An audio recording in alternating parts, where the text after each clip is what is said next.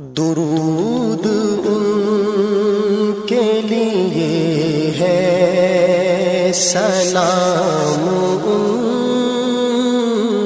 کے لیے۔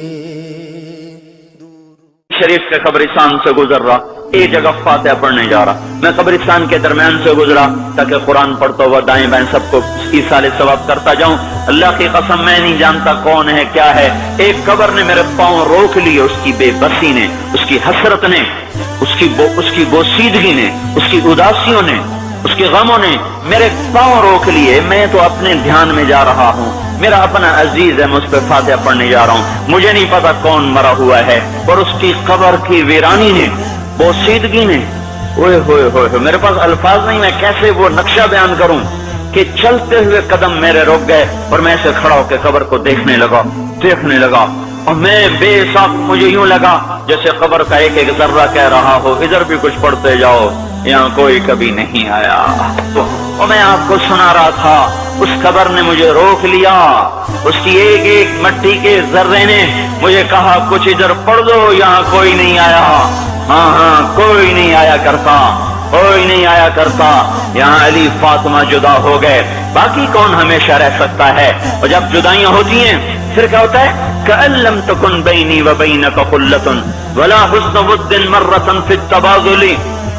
پھر ایسا ہوتا ہے جب جدائیاں ہو جاتی ہیں پھر یوں ہوتا ہے کہ جیسے کبھی کوئی آیا ہی نہ تھا، کوئی مل بیٹھا ہی نہ تھا، کوئی ماں نہ تھی، کوئی باپ نہ تھا، کوئی بھائی نہ تھا، کوئی سنگی نہ تھا، کوئی ساتھی نہ تھا۔ اس طرح انسان بھلا دیتا ہے، اپنے جھمیلوں میں گم ہو کر، ہنسی مذاق میں گم ہو کر۔ میں اس قبر میں کھڑا پڑھتا جا رہا ہوں، اس کا کتبہ ٹیڑھا ہو چکا ہے زمانے کی گردش نے اور ماضی کے بے رحم گردش نے اس کے سارے کتبے کو کالا کر دیا تھا۔ مجھے تجسس ہوا، میں دیکھوں یہ ہے کون جس کی قبر نے مجھ جیسے اجنبی کو رونے پہ مجبور کر دیا اور مجھے کھڑا کر دیا۔ میں قریب ہوا، میں نے جھاڑا تو پر لکھا ہوا تھا اللہ اکبر، رستم ہند امام بخش۔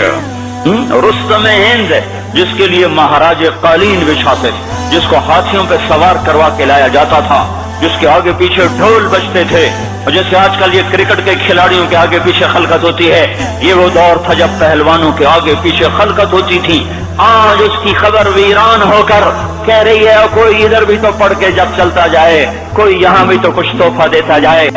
میرے محترم بھائیو، جب موت آئے گی تو کوئی اولاد یاد نہ کرے گی، کوئی ماں باپ یاد نہ کریں گے، مائیں لال بھول جاتی ہیں، ماؤں کو بچے بھول جاتے ہیں، ماؤں کو بچے بھول جاتے ہیں، باپ اولادیں بھول جاتے ہیں، بیویوں کو خامن مل جاتے ہیں، خامدوں کو بیویاں مل جاتی ہیں، یاروں کو یار مل جاتے ہیں، وہ تو ہم ہیں جو جا کے تہے خاک سو جاتے ہیں۔